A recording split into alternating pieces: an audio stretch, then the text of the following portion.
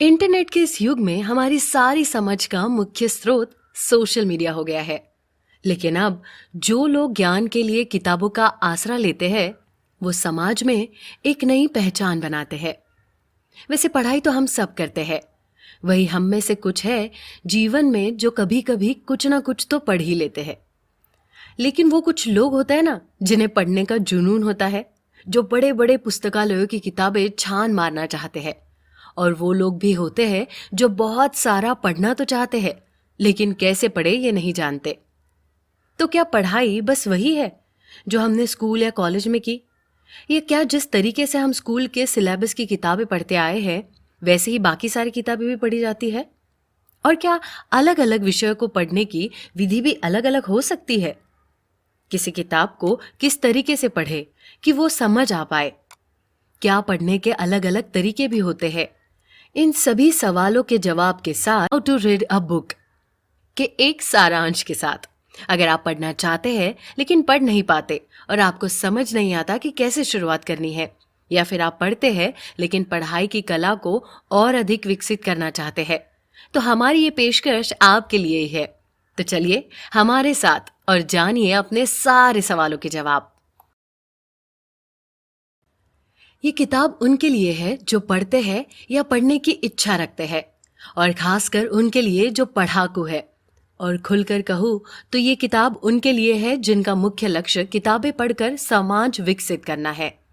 यह पढ़ाकू से हमारा मतलब उन लोगों से है जो दुनिया के बारे में अपनी समझ और जानकारियां लिखित माध्यम से प्राप्त करना चाहते हैं। रेडियो और टेलीविजन के दौर से भी पहले सूचना और ज्ञान को सुनकर प्राप्त किया जाता था, लेकिन बुद्धिमान और जानने की इच्छा रखने वाले लोगों के लिए इतना भी काफी नहीं था। रेडियो और टेलीविजन के आने के बाद किताबों के महत्व पर सवाल उठते रहे हैं। वैसे ही जैसे फोटोग्राफी के आने के बाद चित्रकारी का महत्व घटता गया, अब किताबों के बारे में भी यही बात कही जाती है। बात सच भी है कि रेडियो या टेलीविजन ने हमारा समय बचाने में बहुत योगदान दिया है, लेकिन क्या वाकई में रेडियो या टेलीविजन ने दुनिया के बारे में हमारी समझ को विकसित किया है? दरअसल रेडियो टेलीविजन पर मिलने वाली जानकारियां व्यक्ति को सोचने के लिए मजबूर नहीं करती। ये उसको जिस तरीके से सूचनाएं देती है, व्यक्ति उन्हें वैसा का वैसा ग्रहण कर लेता है, और कई बार तो ये सूचनाएं उसे प्रभावित भी करती है। इसके विपरीत लिखी हुई सामग्री पढ़ने वाले व्यक्ति को उन सूचनाओं को समझने के लिए अपना दिमाग लगाना होगा। अब बात करते हैं पढ़ाई की। सबसे पहले तो हमें ये बात समझ लेनी चाहिए कि किसी भी तरह की पढ़ाई को कुछ हद तक एक्टिव यानी सक्रिय होना चाहिए। पूरी तरह पैसिव यानी निष्क्रिय पढ़ाई संभव नहीं है, क्योंकि हम तब नहीं पढ़ सकते जब हमारी आंखें तो खुली हो लेकिन दिमाग सो रहा हो। यह हमारा मकसद ये बनता है कि पढ़ाई कम या ज्यादा एक्टिव हो सकती है, और जो पढ़ाई जितनी ज्यादा एक्टिव है वो उतनी ही बेहतर है। कई बार लोगों को यह भ्रम होता है कि पढ़ने या सुनने का काम निष्क्रिय होकर किया जाता है, और इसमें पूरी जिम्मेदारी उस पर डाल दी जाती है जिससे हम सुन और पढ़ रहे हैं, लेकिन ऐसा नहीं है। इसी तरह पढ़ते वक्त भी हमारा जागरूक रहना बहुत जरूरी है। पढ़ाई इस तरीके से नहीं होती जैसे हम किसी कोर्ट का आदेश सुन रहे हो। इसके विपरीत ये किसी गेंद का कैच पकड़ने के समान है। लेकिन गेंद को पकड़ने में और लेखक की बात समझने में एक अंतर है। गेंद या तो पूरी पकड़ी जाती है या नहीं पकड़ी जाती, किंतु लेखक की बात आधी अधूरी भी समझ आ सकती है। यह सवाल यह है कि सक्रिय या एक्टिव पढ़ाई का मतलब क्या होता है। तो इसका सीधा सा मतलब है कि पढ़ाई भी लिखने की तरह एक जटिल काम है। पढ़ाई करते समय उससे जुड़े बहुत सारे अन्य काम भी हमें करने होते हैं। जो व्यक्ति ये काम जितनी ज्यादा बेहतरी से करता है, वो उतना ही बेहतर पढ़ाकू होता है। लेकिन हमारी पढ़ाई का लक्ष्य क्या है? हम किस लिए पढ़ रहे हैं? सूचनाओं को प्राप्त करने के लिए या चीजों को समझने के लिए? ये भी जानना जरूरी है। एक किताब पढ़ते समय आपके उस किताब के साथ दो तरीके के संबंध बन सकते हैं। पहला, आप किसी किताब को शुरू से अंत तक पूरी तरह समझ जाए कि लेखक क्या कहना चाहता था। इससे किताब के बारे में आपके दिमाग में जानकारियां इकट्ठी होंगी, लेकिन ये आपकी समझ में कोई विकास नहीं लाएगी। दूसरा संबंध ये हो सकता है कि आपको कोई किताब पूरी तरह समझ में ना आए, तब आप जानते हैं कि लेखक और भी कुछ कहना चाहता था जो आपको समझ में नहीं आया। यानी तब आप जानते हैं कि पुस्तक में ऐसा कुछ है जो मेरी समझ को विकसित कर सकता है। अब हम पढ़ने की कला को इस तरह समझ सकते हैं कि वो प्रक्रिया जहां दिमाग बिना किसी बाहरी मदद के अपने स्तर को उठाकर चीजों को समझता है। आपका दिमाग कम समझने से अधिक समझने की ओर यात्रा करता है। वही हमारी समझ का विकास तब होता है जब कोई पुस्तक हमें पूरी तरह समझ नहीं आ पाती और उसे समझने के लिए हमें मेहनत करनी होती है। लेकिन ऐसा तब होता है जब लेखक पाठक की तुलना के समझ से थोड़ा ऊपर के स्तर पे हो। दूसरा पाठक को हमेशा ये कोशिश करनी चाहिए कि वो उस लेखक की समझ के स्तर पर पहुंच सके। ये पुस्तक केवल मनोरंजन के लिए पुस्तकों को कैसे पढ़े इस बारे में नहीं बताती, बल्कि इसका मुख्य लक्ष्य ये है कि समाज विकसित करते हुए कैसे पढ़े। अगर आप मनोरंजन के लिए पढ़ना चाहते हैं तो इसमें बहुत ज्यादा मेहनत करने की आवश्यकता नहीं होती। वो किताब जो व्यक्ति में समझ विकसित करती है उसको मनोरंजन के लिए भी पढ़ा जा सकता है। उसके लिए अलग से कोई तैयारी करने की जरूरत नहीं है। अब किसी चीज को सीखना दो तरीके से हो सकता है। एक तरीका तो ये कि हम किसी के निर्देशों को मानते हुए किसी बात को सीखें, और दूसरा हम चीजों की खोज करते हुए उन्हें सीखें। बेहतर तरीका यह है कि हम चीजों को खोजते हुए उन्हें सीखने की कोशिश करें, क्योंकि ऐसा करने पर हमें किसी सिखाने वाले की जरूरत पड़ना बंद हो जाएगी। जबकि यदि हम निर्देशों से सीखते रहेंगे तो हमें सदैव किसी सिखाने वाले की जरूरत महसूस हो सकती है।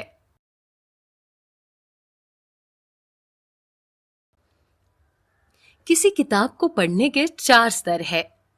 इसे हम स्तर ही कहेंगे, 4 प्रकार नहीं, क्योंकि स्तर और प्रकार में अंतर है। स्तर की खासियत होती है कि उसमें कोई स्तर ऊपर होता है और कोई स्तर नीचे। सबसे ऊपर जो स्तर होता है उसमें बाकी के सारे स्तर शामिल होते हैं। पहले स्तर की पढ़ाई वो है जहां व्यक्ति को पढ़ना सीखना है। इसके बाद के स्तर में धीरे धीरे पढ़ने की कला विकसित होती जाती है। पहले स्तर की पढ़ाई में भी कई सारी समस्या सामने आती है। हालांकि ये देखने में आसान लगता है, लेकिन मान लीजिए कि आप कोई विदेश भाषा पढ़ रहे हो, तब आप पहले स्तर की पढ़ाई भी नहीं कर पाएंगे। इस स्तर पर आने वाली समस्याओं को सुलझाने के बाद हमारे पढ़ने की गति में बढ़ोतरी होती रहती है। वही दूसरे स्तर की पढ़ाई में सबसे महत्वपूर्ण चीज होती है समय। एक विद्यार्थी को एक निश्चित समय में एक निश्चित चीज पढ़नी होती है। इस स्तर की पढ़ाई का उद्देश्य होता है कि कोई व्यक्ति एक दिए गए तय समय में जरूरत के मुताबिक पढ़ सके। इस स्तर की पढ़ाई में हम वो सूचनाएं ग्रहण करते हैं जो किताब पर छपी होती है। पहले स्तर की पढ़ाई में सवाल होता है कि कोई वाक्य क्या कह रहा है, जबकि दूसरे स्तर की पढ़ाई में सवाल बदलकर ये हो जाता है कि ये किताब किस बारे में है। इसलिए दूसरे स्तर की पढ़ाई करने के बाद एक व्यक्ति ये बताने में सक्षम होना चाहिए कि पुस्तक में क्या कहा गया है। क्या ये कोई उपन्यास है या इतिहास, ये कोई वैज्ञानिक निबंध। तीसरे स्तर की पढ़ाई में समय सीमा नहीं होती, लेकिन ये बहुत ज्यादा सिस्टमैटिक और जटिल प्रक्रिया है। इस स्तर की पढ़ाई में व्यक्ति किताब को इतनी अच्छी तरह समझता है कि वो अंत में ये मानने लगता है कि यह किताब उसकी अपनी ही है। इस तरीके की पढ़ाई किसी किताब को चबाकर पचा लेने के समान है। अगर किसी किताब को पढ़ने का आपका उद्देश्य केवल जानकारी जुटाना या मनोरंजन करना है, तो तीसरे स्तर की पढ़ाई की आवश्यकता नहीं होती। तीसरे स्तर की पढ़ाई केवल और केवल समझ पैदा करने के लिए की जाती है। इसके बाद आती है चौथे स्तर की पढ़ाई। ये सबसे उच्च स्तर की पढ़ाई होती है। ये सबसे जटिल और सिस्टमैटिक प्रकार की पढ़ाई होती है। इसे तुलनात्मक पढ़ाई भी कह सकते हैं। इस स्तर की पढ़ाई में कोई पाठक अलग अलग किताबें पढ़ता है और उन्हें एक विषय के साथ जोड़कर देखता है, लेकिन केवल तुलना ही पर्याप्त नहीं है। चौथे स्तर की पढ़ाई में और भी बहुत सारी बातें शामिल होती है। चौथे स्तर का पाठक किताबों को पढ़कर ऐसी बात कह सकता है जो उसके द्वारा पढ़ी गई किताबों में थी ही नहीं। तो इस तरह हमने जाना कि किताब पढ़ने के 4 स्तर होते हैं और चौथा स्तर सबसे जटिल और मुश्किल स्तर है। अब आगे के भाग में हम प्रत्येक स्तर के बारे में विस्तार से चर्चा करेंगे। पढ़ने के प्रति लोगों के मन में पैदा हुई रुचि के 3 ऐतिहासिक कारण हो सकते हैं। पहला कारण है संयुक्त राज्य अमेरिका द्वारा चलाया गया मिशन, जिसमें हम वो सभी नागरिकों को न्यूनतम शिक्षा देना चाहते हैं। दूसरा कारण तो स्वयं पढ़ना ही है। वही तीसरा कारण है कि अमेरिकी लोगों में शिक्षण संस्थानों की आलोचना करने की प्रवृत्ति, क्योंकि किसी और बात पर इतनी आलोचना नहीं की गई है जितनी पढ़ने की कला के बारे में। हाल ही में की गई एक रिसर्च में पढ़ने के 3 स्तरों को स्वीकारा गया है। पहली स्टेज या स्तर को रीडिंग रेडीनेस कहा गया है। इस स्तर पर बच्चा किताब पर छपे काले या बोर्ड पर छपे सफेद अक्षरों को पहचानना सीखता है और इसे पढ़ने की कोशिश करता है। ऐसा आमतौर पर 6 से 7 साल के बच्चों के बीच होता है। वही दूसरे स्टेज पर बच्चे बहुत साधारण बातें पढ़ना सीखते हैं। वही साल भर के अंदर वो 3 से 4 हजार शब्द सीख लेते हैं। इसी के दौरान इन्हें बेसिक स्किल्स भी सिखाई जाती है और शब्दों को कैसे बोलना है ये भी बताया जाता है। इसी दौरान बच्चे किताब पर छपे हुए शब्दों को पढ़ने के साथ साथ उनका अर्थ भी निकालने लगते हैं। इसके बाद आता है तीसरा स्टेज, जहां पर बच्चों में तेजी से विकास देखा जाता है।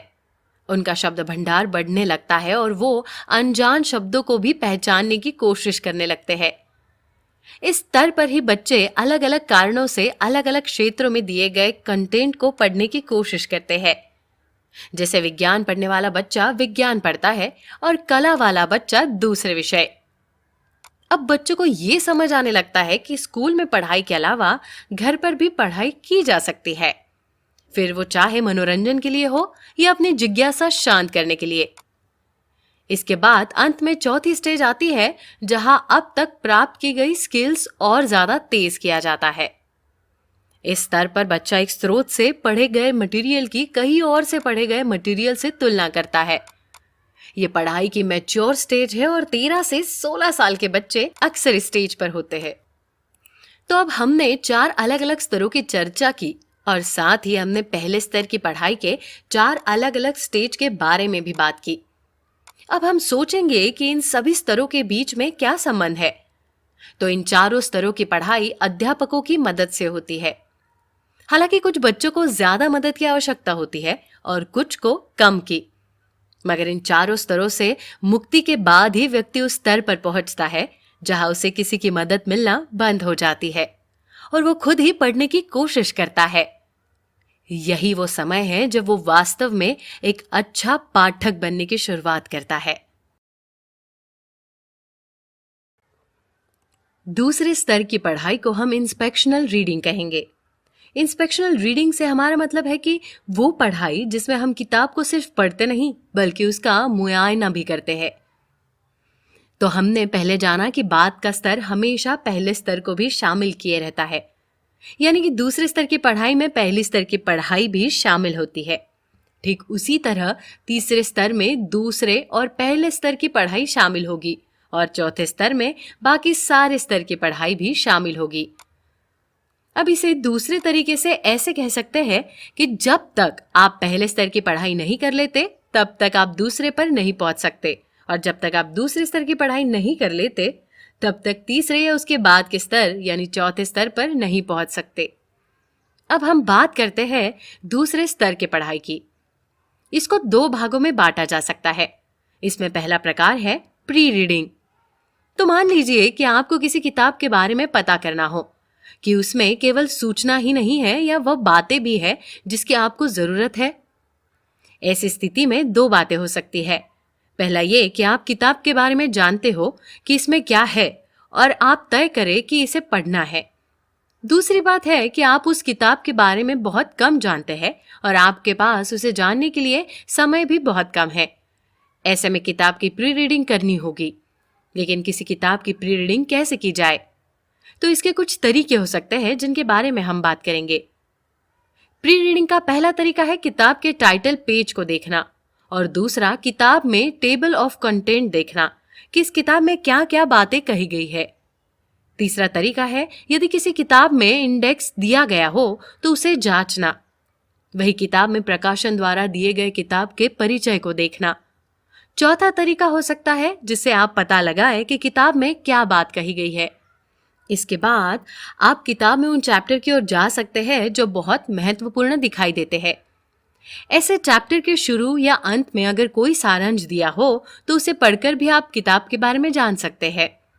वही एक तरीका ये भी है कि सबसे अंत में किसी किताब के पन्ने पलटते हुए एक दो वाक्य पढ़ लीजिए या फिर कुछ पेज पढ़ लीजिए। इससे भी अंदाजा हो जाता है कि किताब का विषय क्या है। हालांकि ध्यान रहे कि इसे बहुत ज्यादा नहीं पढ़ना है। अब इस तरह आप किताब की प्री रीडिंग कर चुके होते हैं और प्री रीडिंग के बाद आप ये जान चुके होते हैं कि इस किताब में आपके लिए कोई बात है या नहीं और आपको इसे पढ़ना चाहिए या नहीं। अब दूसरे स्तर की पढ़ाई का दूसरा भाग है सतही रीडिंग। आमतौर पर किसी बात को सतही कहना नकारात्मक प्रभाव छोड़ता है, लेकिन यहां हम सतही कहते पर एक गंभीर बात की ओर इशारा कर रहे हैं। इसका तरीका है कि आप किसी किताब को शुरू से अंत तक पढ़ जाए, बिना उन बातों की परवाह किए जो आपको किताब पढ़ते समय समझ में नहीं आती है। आप सिर्फ उन चीजों पर ध्यान दीजिए जो आपको पढ़ते समय समझ में आई और उन चीजों को नजरअंदाज कर दीजिए जो आपको बिल्कुल भी समझ ना आए, क्योंकि जो बात समझ में नहीं आई वो आप दोबारा पढ़ने पर समझ लेंगे। इसके बाद हम बात करते हैं किसी किताब को पढ़ने की गति के बारे में। कुछ किताब इस लायक नहीं होती कि उनकी प्री रीडिंग की जाए। ऐसी किताब को थोड़ा तेज गति से पढ़ना होता है। वही इन पर ज्यादा समय देने का कोई लाभ भी नहीं होता। पर यह भी है कि कुछ किताबें होती है जिन्हें हम धीरे धीरे और अधिक वक्त देकर पढ़ना होता है ताकि उन्हें पूरी तरह समझा जा सके। कोई भी किताब कितनी ही कठिन क्यों ना हो, उसमें कुछ ऐसी मजेदार बातें होती है जिन्हें फटाफट पढ़ लिया जाना चाहिए, और हर किताब में कुछ बातें बहुत कठिन होती है जिन्हें धीरे धीरे पढ़ा जाना होता है। किसी किताब को तेजी से पढ़ने का एक तरीका यह हो सकता है कि आप किताब पढ़ते समय अपनी उंगलियों का इस्तेमाल करें। जहां आप पढ़ रहे हो वहां उंगली रखकर उसे आगे बढ़ाते रहने से आपके पढ़ने की गति में बढ़ोतरी होती रहती है। इसे धीरे धीरे अपनी आदत बना लीजिए। लेकिन अब सवाल यह है कि अपने पढ़ने की रफ्तार तेज करने से हमें क्या हासिल होता है। तो एक बात तो तय है कि पढ़ने की रफ्तार अगर तेज हो तो समय बचता है, लेकिन समझ का क्या समय के साथ साथ हमारी समझ में भी बढ़ोतरी होती है? तो दरअसल पढ़ते समय अपनी उंगलियों को किताब पर इस्तेमाल करने से हमारा ध्यान भी नहीं हटता और विषय भी हमें अच्छे ढंग से समझ आते हैं। लेकिन ये एक सीमित सीमा की समझ ही विकसित करता है। मगर किसी विषय को समझने के मायने इससे कुछ ज्यादा बड़े हैं। किसी भी विषय को तब तक नहीं समझा जा सकता जब तक हम उसे विश्लेषण करते हुए ना पढ़े। इसे एनालिटिकल रीडिंग कहा जाता है और इस पुस्तक का सारांश का मुख्य विषय यही है। एक ऐसे पाठक कैसे बने जो किताबों की एनालिटिकल रीडिंग कर पाए। पुस्तक सारांश के इस भाग में हम इसी सवाल का जवाब खोजने की कोशिश करेंगे। अगर आप किताब पढ़ते समय उसके बदले में कुछ प्राप्त करने की इच्छा से पढ़ते हैं तो आपकी उसमें रुचि दिखने लगती है। इसलिए किताब को जितना हो सके उतना एक्टिव होकर पढ़ना चाहिए, इस उम्मीद के साथ कि उसके बदले में आपको बहुत कुछ मिलने वाला है। अच्छी किताबें, फिर चाहे वो फिक्शन हो या नॉन फिक्शन, इसी तरह की पढ़ाई की मांग करती है। लेकिन ये सब जानते हुए भी कुछ लोग ढंग से पढ़ नहीं पाते। उसका कारण होता है कि वो ये नहीं जानते कि डिमांडिंग रीडर कैसे बना जाता है। डिमांडिंग रीडर से यहां हमारा मतलब है एक ऐसा पाठक जो किताब पढ़ते समय दिमाग को उसी काम में लगाए रखता है। डिमांडिंग रीडर के बाद एक एक्टिव रीडर बनने के लिए आपको पढ़ते समय अपने आप से एक सवाल पूछना चाहिए और जिसका जवाब भी पाठक को स्वयं ही देना है। और वह सवाल है कि ये किताब किस बारे में है।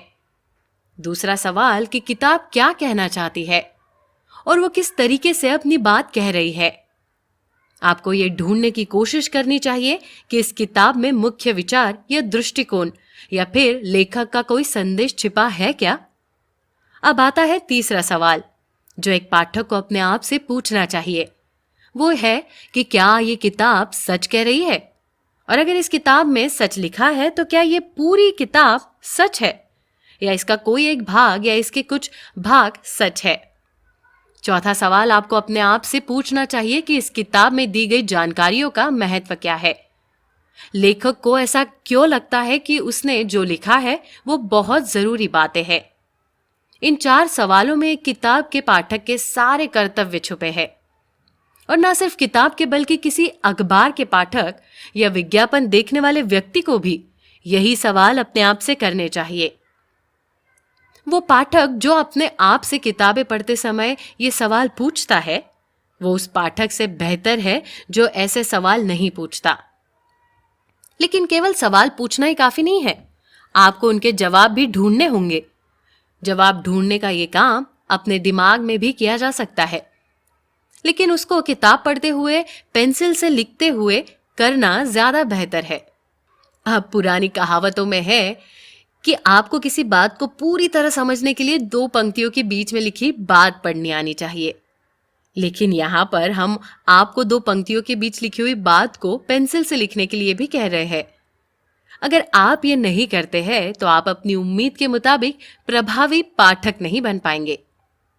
कपड़े या फर्नीचर की तरह ही आप जब कोई किताब खरीद कर लाते हैं तो वो आपकी संपत्ति का एक हिस्सा बन जाती है। लेकिन संपत्ति का हिस्सा बनने के बाद भी वो किताब आपकी अपनी नहीं होती। किसी किताब को अपना बनाने के लिए ये जरूरी है कि आप उसे उसमें कुछ लिखे।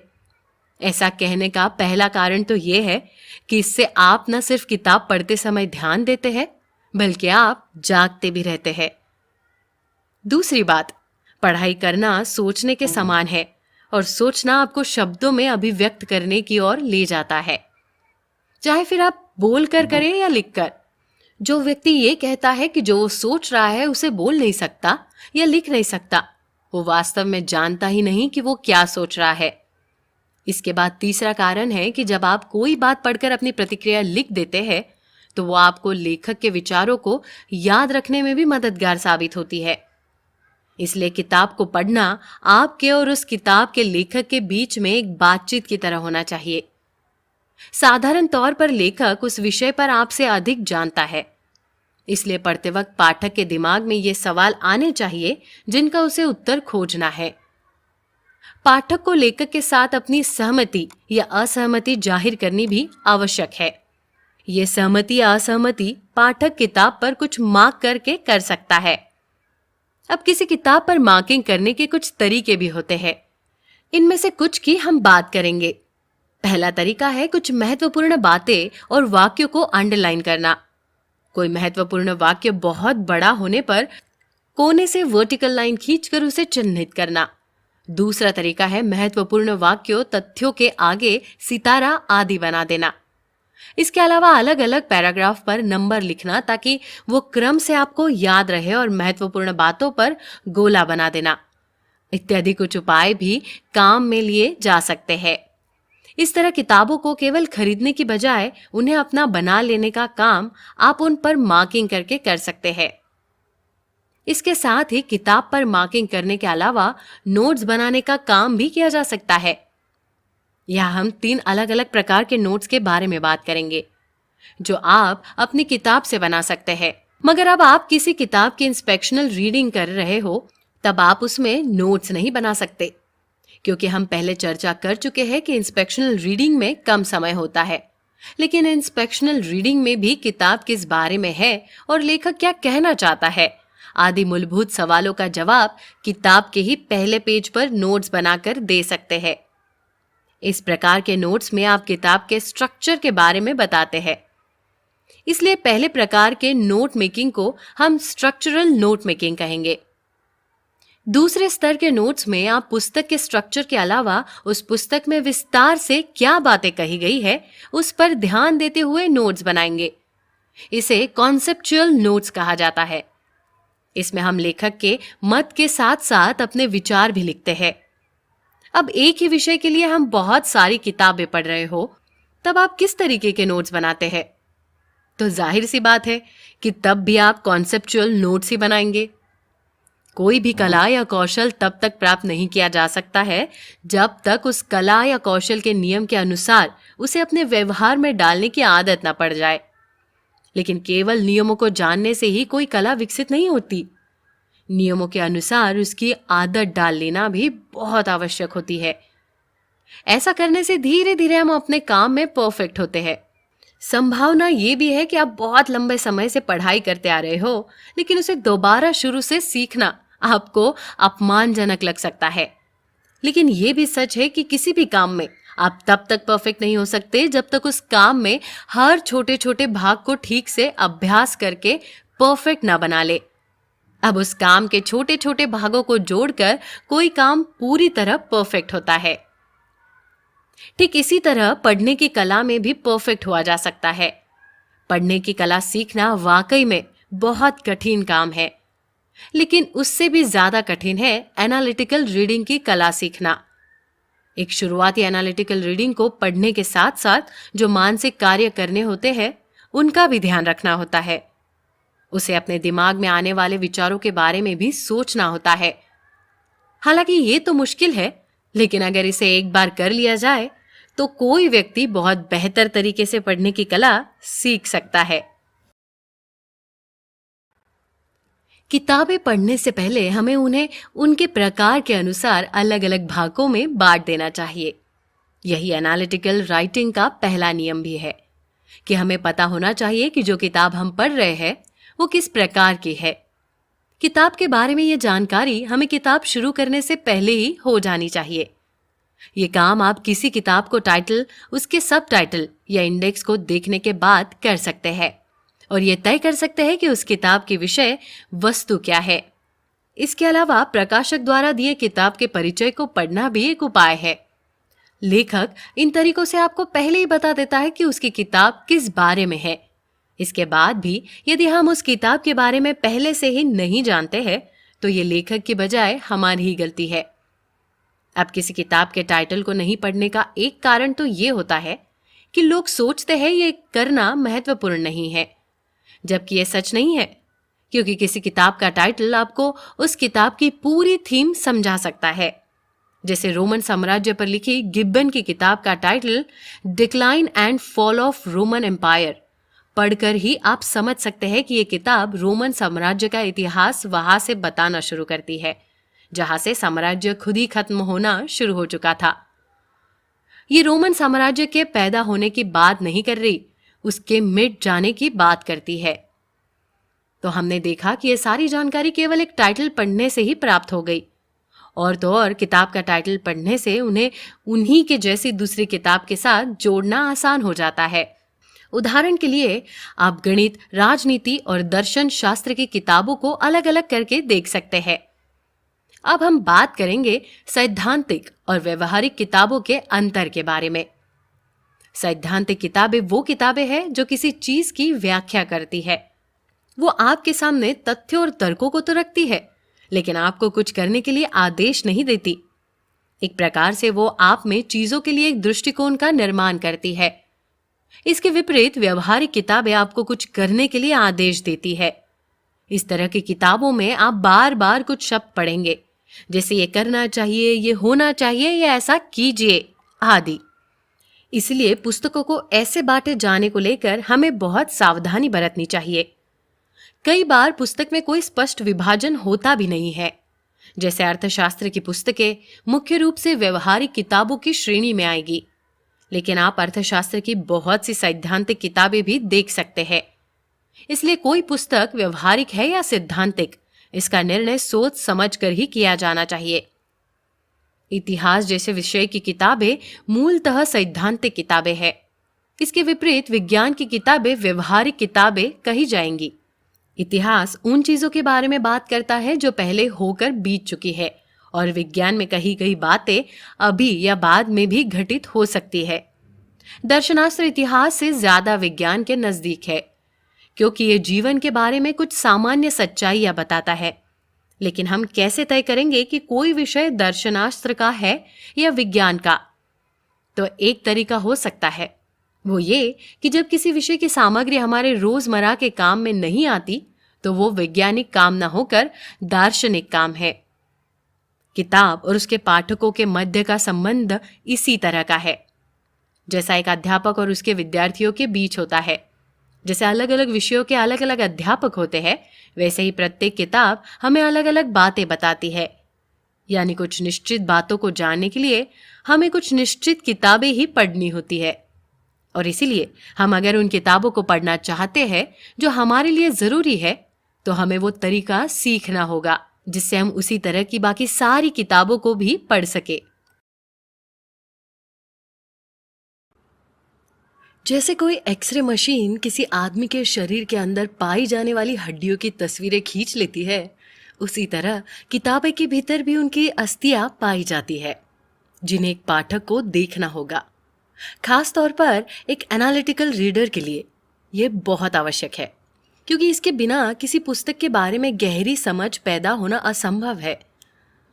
ठीक इसी तरह किसी किताब के स्ट्रक्चर को समझना कोई भी किताब पढ़ने का दूसरा एवं तीसरा नियम हमारे सामने उजागर करता है। अतः एनालिटिकल रीडिंग का दूसरा नियम है कि एक वाक्य या अधिक से अधिक कुछ वाक्यों में हम पूरी किताब का सार समझ सके।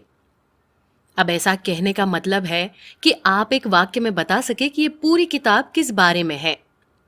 अगर आप कुछ ही शब्दों में एक किताब का वर्णन ना कर सके, तो इसका मतलब है कि आपने उस किताब को उसकी यूनिटी में देखा ही नहीं।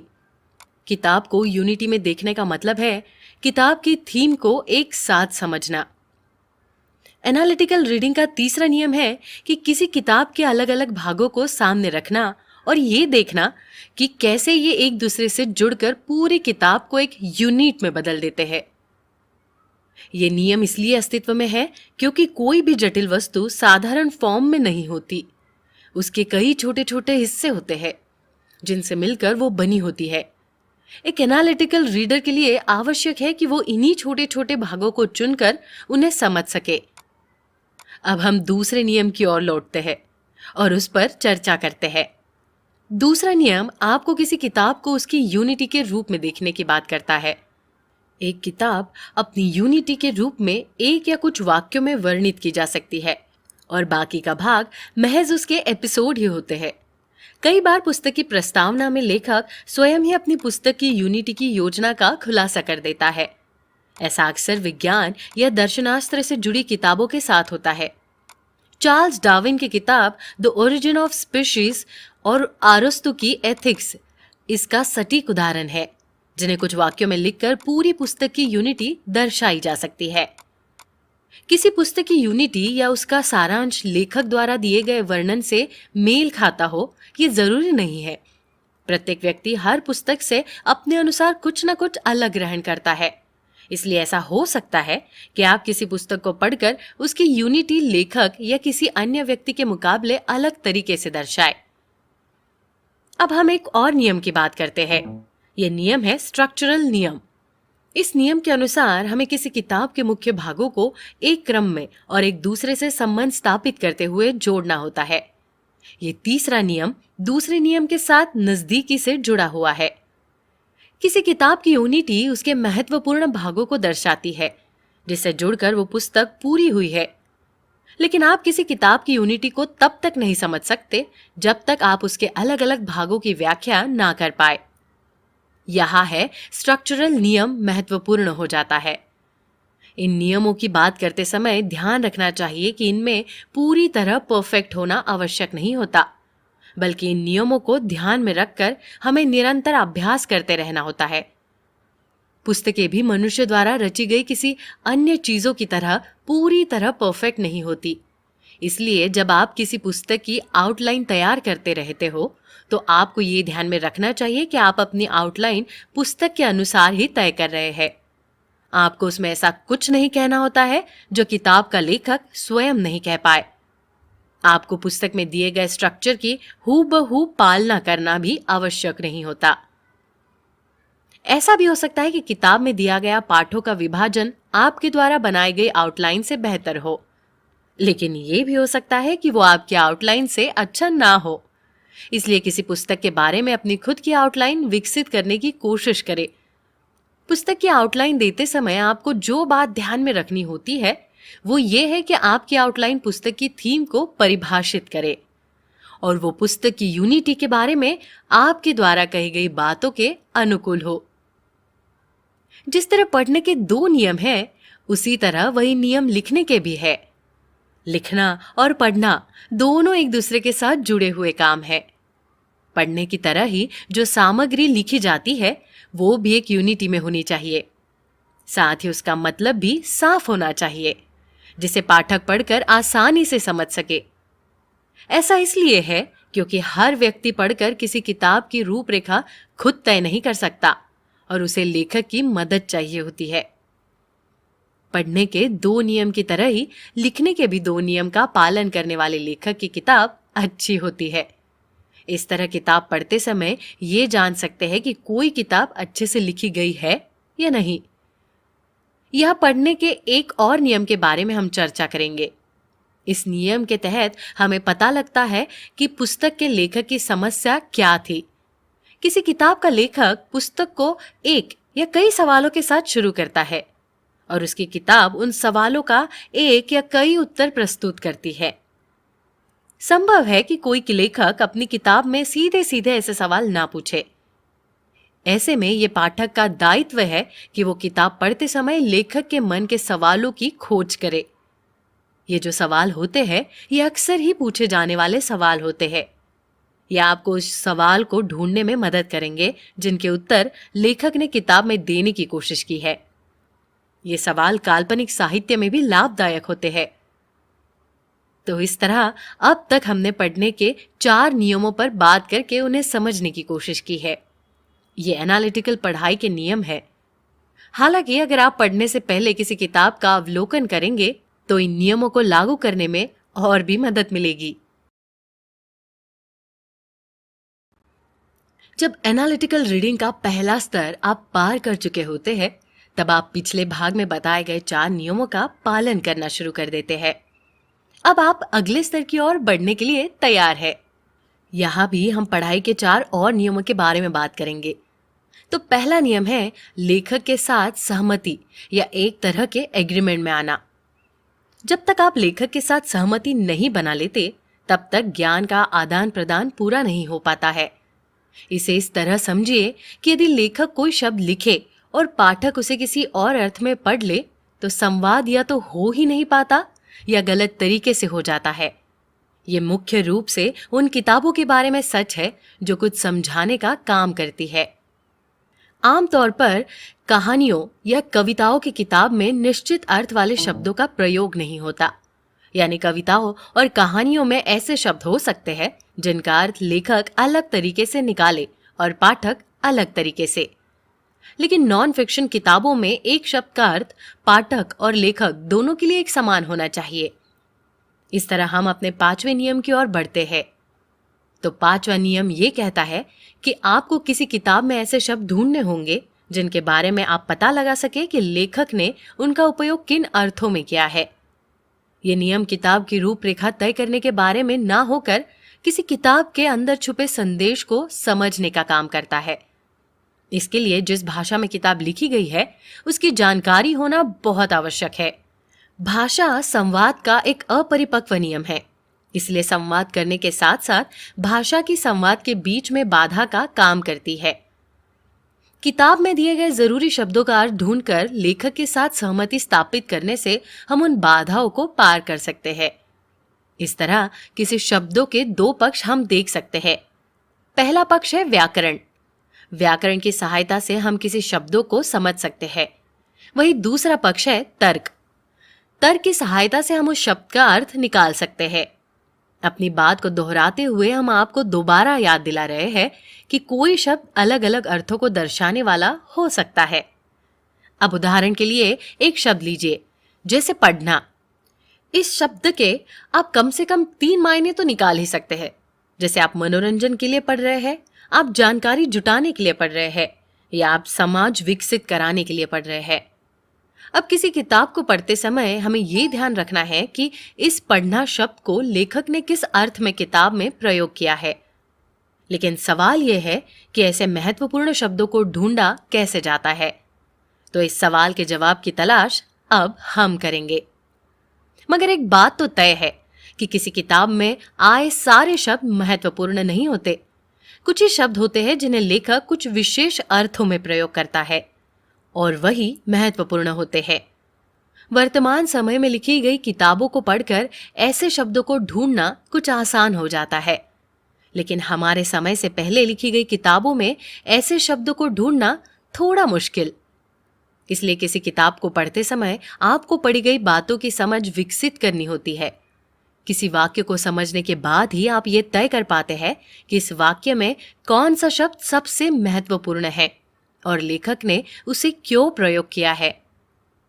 साधारण शब्दों में कहे तो किताब पढ़ते समय कुछ शब्द होते हैं जो आपको चीजों को समझने में मुश्किल पैदा करते हैं, और वही शब्द सबसे ज्यादा जरूरी भी होते हैं। वही अगर इसका उल्टा हो और लेखक द्वारा प्रयोग किया गया कुछ महत्वपूर्ण शब्द आपके लिए कठिनाई ना पैदा करे, तो इसका मतलब है कि आप उन शब्दों को समझते हैं। ऐसा होने पर आप पहले ही लेखक के साथ एग्रीमेंट में आ चुके होते हैं। जहां आप ऐसा नहीं कर पाते, बस वही आपको ध्यान देने की जरूरत होती है। इसके साथ ही कुछ शब्द तकनीकी शब्द होते हैं। अब तकनीकी शब्द वो शब्द होते हैं जो किसी विषय को समझने के लिए बहुत जरूरी होते हैं। जैसे आप यूक्लिड की किताब ज्योमेट्री पढ़े तो आपको पहले ज्योमेट्री के विषय में काम आने वाले महत्वपूर्ण तकनीकी शब्दों की जानकारी होनी चाहिए। कई बार लेखक खुद ही ऐसे विशेष शब्दों की परिभाषा देकर उन्हें स्पष्ट कर देता है, लेकिन यह हर बार हो ऐसा जरूरी नहीं है। इसलिए तकनीकी शब्दों को ढूंढना और उनका ठीक ठीक मतलब निकालना पाठक की ही जिम्मेदारी है। इस काम में किसी किताब की इंडेक्स आपकी सहायता कर सकती है। किताब में किस बारे में बात की गई है इसकी जानकारी आपको अगर पहले से हो तो आप पहले ही कुछ तकनीकी शब्दों को ढूंढकर उनका अर्थ पता कर सकते हैं। अब केवल ऐसे जरूरी शब्दों को ढूंढना ही काफी नहीं होता, बल्कि इनके अर्थ पता करना भी उतना ही जरूरी है। कठिन शब्दों को ढूंढने के बाद जो सबसे पहला काम आपको करना है वो ये है कि आपको ये पता लगना है कि जो शब्द आपको ढूंढने हैं उनका एक ही अर्थ निकलता है या उनके कोई और मतलब भी होते हैं। अगर उनके एक से ज्यादा मतलब है तो फिर पता लगाइए कि अलग अलग अर्थ एक दूसरे से किस तरीके से जुड़े हुए हैं। ऐसा करने के बाद जब आप दोबारा किताब को पढ़ेंगे तब आप किताब में दिए गए संदर्भों से ये समझ सकेंगे कि जिस जगह पर ये शब्द प्रयोग हुए हैं वहां इनका क्या अर्थ निकलता है। लेकिन अभी मुख्य सवाल यही है कि ऐसे शब्दों का अर्थ ढूंढना कैसे जाए। तो इसका सीधा सा जवाब है कि धीरज रखकर लगातार अभ्यास करने से ही इसका कोई रास्ता निकल सकता है। इसलिए जब आप एक ही शब्द के अलग अलग अर्थ निकाल ले तब किताब में जहां उन शब्दों का प्रयोग हुआ है वहां सारे अर्थ लगा कर देखे जो आपने ढूंढे हैं। उन्हीं में से एक अर्थ आपको सटीक लगेगा। तो ये बहुत कठिन और पेचीदा समाधान है, लेकिन यही एक रास्ता भी है। अब सच ये है कि मुश्किल काम होते हुए भी इसे ना करना कोई उपाय नहीं है। उल्टा जब आप ऐसा कठिन काम करेंगे तो किताब और उसमें दिए गए शब्दों के बारे में आपकी एक समझ बनती जाएगी। वही एक बार आप किसी एक किताब के अंदर आए महत्वपूर्ण शब्दों और उनके संभावित अर्थों के बारे में पता लगा लेंगे तो आपकी अपनी एक समझ विकसित होने लगेगी। यही समझ भविष्य में आपके द्वारा पढ़ी जाने वाली किताबों में भी काम आएगी और शब्दों को ढूंढने और उनका अर्थ पता लगाने की आदत आपकी पढ़ाई पर गहरा प्रभाव भी डाल सकती है। अब ये भी सच है कि केवल लेखक के साथ सहमति स्थापित करना ही पर्याप्त नहीं होता। उसके आगे बढ़कर हमें लेखक के संदेश को पहचानना भी होता है। पुस्तक सारांश के इस भाग में हम इसी बात की चर्चा करेंगे। जैसे व्यापार में दो लोगों के बीच सहमति होने पर एक प्रस्ताव का निर्माण किया जाता है, वैसे ही किताब के बारे में भी यही सच है। ऐसे ही किसी किताब में लिखे प्रस्ताव का मतलब हुआ एक घोषणा। ये लेखक द्वारा किसी बात पर की गई घोषणा है। लेखक किसी ऐसी बात को कहता है जो वो समझता है कि सच है और किसी ऐसी बात से इनकार करता है जिसे वो झूठ समझता है। इस तरह के कोई भी प्रस्ताव ज्ञान की घोषणा है, न कि इरादों की। ऐसी घोषणाएं लेखक अक्सर किताब की प्रस्तावना में ही कर देते हैं, लेकिन इन घोषणाओं को वो किताब के अंदर कितना पूरा कर पाते हैं ये पता लगाने के लिए हम किताब में उसके द्वारा दिए गए प्रस्तावों पर गौर करते हैं। मगर हमें ध्यान रखना चाहिए कि जो घोषणा लेखक कर रहा है वो उसके विचारों की अभिव्यक्ति मात्र है। ये घोषणाएं उसके हिसाब से सच है, लेकिन हमें उन्हें केवल विचार ही समझना चाहिए जब तक कि तर्कों की सहायता से उनकी पुष्टि न हो सके। इसके साथ ही हमें ये भी सोचना चाहिए कि लेखक यहाँ क्या सोचता है, कि हम उसके दिए गए विचारों को ग्रहण कर लेंगे। ऐसा करके किसी किताब की रूपरेखा तैयार करना और उसकी व्याख्या करने से हम किताब में दिए प्रस्ताव और बहस को समझ पाते हैं। इस काम के लिए किताब को छोटे छोटे भागों में बांटना होगा, जहां पर भाग एक प्रस्ताव की तरह काम करता है। अब हम किताब में वाक्य और प्रस्ताव के प्रयोग पर बात करेंगे। वाक्य व्याकरण का विषय है, जबकि प्रस्तावना तर्क का। मगर यह ध्यान रहे कि किताब का हर वाक्य प्रस्ताव नहीं देता, तो कुछ वाक्य अपने आप में प्रश्न भी होते हैं। जो वाक्य प्रस्तावना होते हैं वो इन्हीं प्रश्नों का उत्तर देने का प्रयास करते हैं, और इस तरह हम पढ़ाई का 7वां नियम प्राप्त करते हैं। 7वां नियम कहता है कि हमें किताब पढ़ते वक्त किताब की मुख्य बहस का पता लगाना होता है या उसका निर्माण करना होता है। पिछले नियम की तरह इस नियम में भी बहस या प्रस्ताव ढूंढने का काम मुख्य रूप से नॉन फिक्शन किताब में होता है। मगर ये नियम बदल जाते हैं जब आप कोई कविता, कहानी या नाटक पढ़ रहे होते हैं। आगे हम इस बात की भी चर्चा करेंगे कि कविता या कहानी पढ़ते समय इन नियमों का प्रयोग कैसे करना है। कोई व्यक्ति किसी किताब में सबसे महत्वपूर्ण वाक्य को कैसे ढूंढता है और फिर उसकी व्याख्या किस तरीके से करता है कि उसमें छुपे हुए प्रस्ताव को वो पहचान सके। तो यहाँ ये ध्यान दीजिए कि हम दोबारा सबसे महत्वपूर्ण चीज खोजने की ओर इशारा कर रहे हैं। यानी पुस्तक में आए सभी वाक्य महत्वपूर्ण नहीं होते, लेकिन जो वाक्य महत्वपूर्ण होते हैं उन्हें खोजना हमारे लिए बहुत जरूरी है। ऐसे वाक्यों की खोज उसी तरीके से होगी जैसे हमने महत्वपूर्ण शब्दों की खोज की थी। यानी किताब पढ़ते वक्त जिस वाक्य को पढ़ने में मुश्किल हो उसको हमें गौर से पढ़ना चाहिए, क्योंकि ऐसे वाक्य की अक्सर सबसे ज्यादा जरूरी साबित होते हैं। अब जरूरी वाक्यों का पता लगाने का दूसरा तरीका है कि हम देखें कि हमने जो जरूरी शब्दों की सूची बनाई थी उन जरूरी शब्दों का प्रयोग पुस्तक में कहाँ हो रहा है। वही जहां उन शब्दों का प्रयोग हो रहा है वहां बहुत संभावना है कि वो वाक्य ही सबसे महत्वपूर्ण वाक्य हो। पुस्तक में प्रस्ताव या बहस ढूंढते समय ये बात भी ध्यान रखें कि अक्सर ऐसे प्रस्ताव या बहस किताब की प्रस्तावना या उसके सारांश में दी गई होती है, और अंत में चाहे आप कितने ही वाक्य क्यों ना ढूंढ पाए, लेकिन यदि आप उनके अंदर छिपी बहस खुद नहीं पहचान सकते तो इसका कोई लाभ नहीं है। हालांकि किताब के लेखक का मानना है कि कोई भी व्यक्ति जब बहस देखता है तो उसका ध्यान अपने आप उसकी ओर चला जाता है। वही ये मान लीजिए कि आपने जरूरी वाक्यों को खोज लिया है। अब आपका काम उसमें छुपे प्रस्तावों को ढूंढना है। तो इसके लिए सबसे पहले आपको उस वाक्य का अर्थ पता करना जरूरी है। ये काम आप तब तक नहीं कर सकते जब तक आपके पास साधारण व्याकरण का ज्ञान न हो। क्रिया, विशेषण और सहायक क्रिया जैसे व्याकरण के तत्वों की जानकारी बहुत जरूरी है। इसके बिना किसी बात का मतलब आपको पूरी तरह समझ में नहीं आएगा।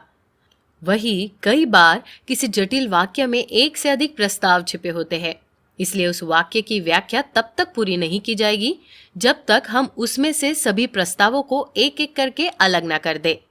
और ऐसा करने की कला अभ्यास के साथ आती है। हाँ, लेकिन लेखक कई बार एक ही बात को अलग अलग शब्दों में कहता है, या फिर कई बार एक जैसे शब्दों को प्रयोग करके अलग अलग बातें कहता है। तो ऐसी बातों को पहचानना थोड़ा मुश्किल हो सकता है। अब प्रस्ताव को ढूंढने के बारे में हम काफी समय खर्च कर चुके हैं, तो हम बात करेंगे किताब पढ़ने के 7वें नियम के बारे में, जो पाठक से ये मांग करता है कि पाठक कई वाक्यों के समूह की व्याख्या कर सके। साथ ही 7वें नियम का एक भाग है बहस को पहचानना। किताब में बहस को किसी एक ही वाक्य में जटिलता से दिया जा सकता है, और वो कई सारे वाक्य में बंटकर भी आ सकती है। तो यहाँ समस्या ये है कि किताब में ऐसे कई वाक्य होते हैं जिनमें कोई बहस नहीं होती। इस तरह हम 7वें नियम को दोबारा पढ़ सकते हैं कि हमें किताब में उन वाक्यों को ढूंढना है जिनमें कोई बहस या आर्गुमेंट दी गई होती है। लेकिन अगर ऐसे वाक्य में कोई बहस ना हो तो हमारा काम यही है कि हम ऐसे वाक्य को समझकर उसमें किसी बहस का निर्माण करें। कहा जाता है कि कोई अच्छी किताब वो होती है जहां लेखक स्वयं अपने द्वारा दी गई बहस को कुछ वाक्य में दर्शा देता है। कई बार तो किसी अध्याय के अंत में लेखक उस अध्याय में आई हुई बहस को क्रम से 1 या 2 पैराग्राफ में लिख देता है। अगर किसी किताब में ऐसा किया गया है तो हमें किताब के अंदर जहाँ सारांश लिखा होता है ऐसे पन्नों को ढूंढकर वहाँ ऐसी बहस की खोज करनी चाहिए। वही आपको किताब शुरू करने से पहले उस किताब की अच्छे से जांच कर लेनी चाहिए कि क्या उसमें सारांश लिखे हैं, और यदि सारांश लिखे हैं तो क्या इस तरीके से बहस भी दी गई है। फिर जब आप एनालिटिकल रीडिंग करेंगे तब आप अपने इन अनुभवों का उपयोग किताब की व्याख्या करने में कर पाएंगे। तो किताब किसी भी तरह की हो, एक पाठक के रूप में आपकी जिम्मेदारी है कि आप किताब के अनुसार बदले नहीं बल्कि एक समान बने रहे।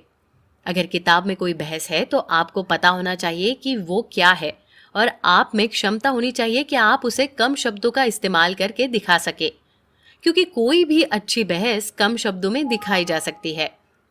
यहाँ हम कुछ बातें कहना चाहते हैं जो किताब पढ़ते समय पाठक के काम आ सकती है।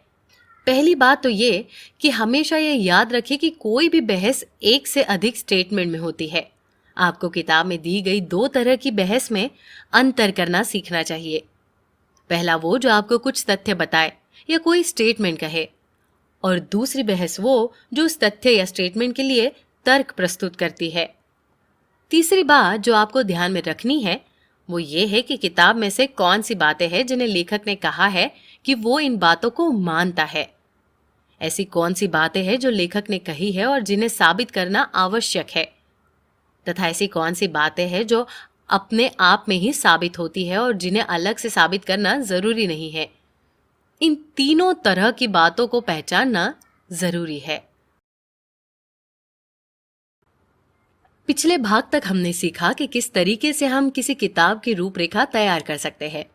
इसके साथ ही हमने किसी किताब की व्याख्या करने के 4 नियमों को भी सीखा। अब हम किसी किताब की एनालिटिकल रीडिंग के आखिरी स्टेज की बात करेंगे। ये बात अब तक के हमारे सारे प्रयासों का सार भी है। किसी किताब को पढ़ना किताब के साथ एक बातचीत करने जैसा है।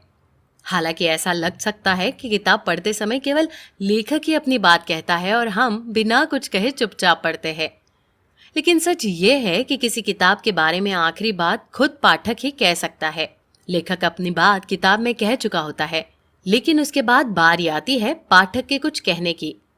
किताब के बारे में कोई बात कहना लेखक के लिए न केवल एक अवसर होता है बल्कि एक जिम्मेदारी भी होती है। ऐसे भी किसी किताब का उद्देश्य लेखक को कोई बात बताना या उसे ज्ञान देना होता है। किताब पढ़ने के बाद पाठक की बारी होती है कि वो बता सके उसने वो सारी जानकारी प्राप्त की है या नहीं जो लेखक उसे देना चाहता था। इसलिए किसी किताब को पढ़ना केवल उस किताब में दी गई बातों को समझना नहीं होता, बल्कि किताब पढ़ने के बाद उस पर आलोचना करना या कोई निर्णय देना भी होता है।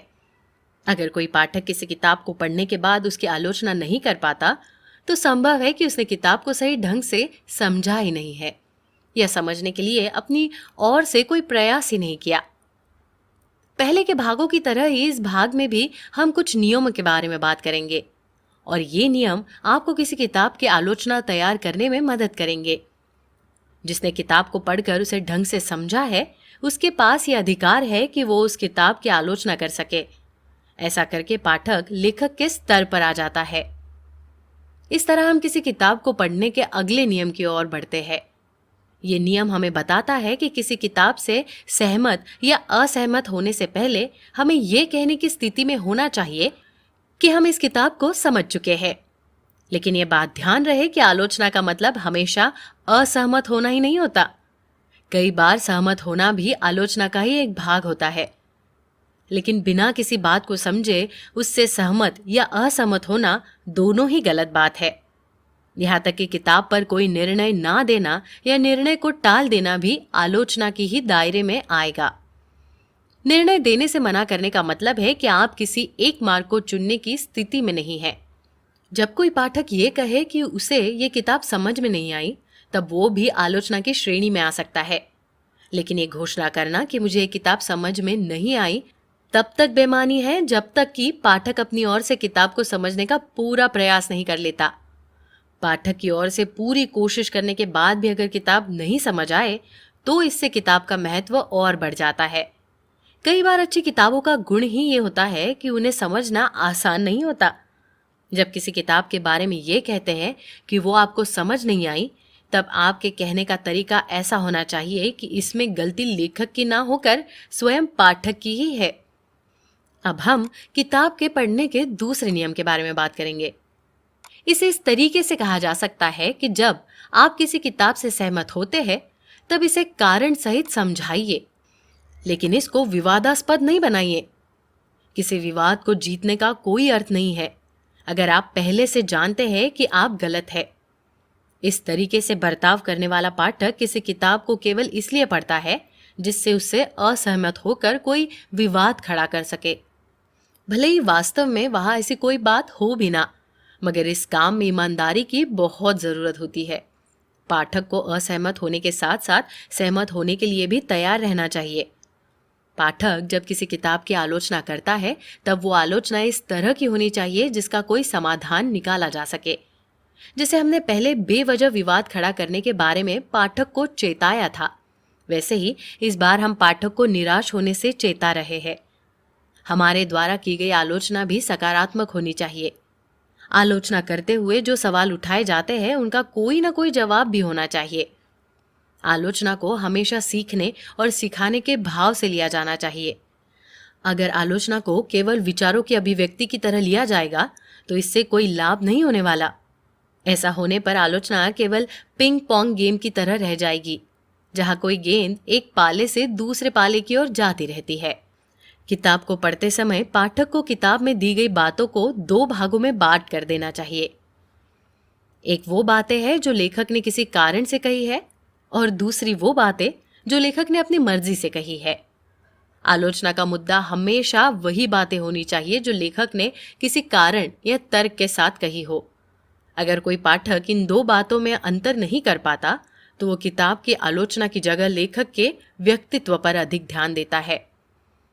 उसकी रुचि किताब की आलोचना से ज्यादा लेखक की निंदा में है।